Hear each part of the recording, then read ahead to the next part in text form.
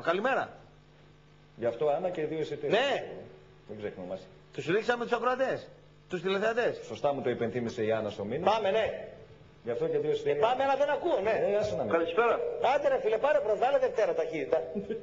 Καλησπέρα. Τρίτη, Έλα. Τετάρτη, Καλησπέρα. Πέμπτη. Λοιπόν, μην με κάνεις εμένα το παλιομαλάκα. Εγώ είμαι παλιομαλάκας, για εσύ ρε μαλάκα που με παίρνεις τηλέφωνο. Εντάξει, έβρισες, σήκασες.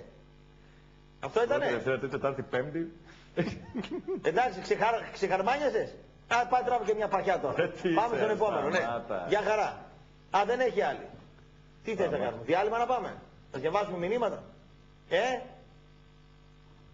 Έλα, πάρτε, φέρ' το. Ξεχαρμάνιασες, εντάξει. Εντάξει, ωραίος. Εύστροφο παιδί.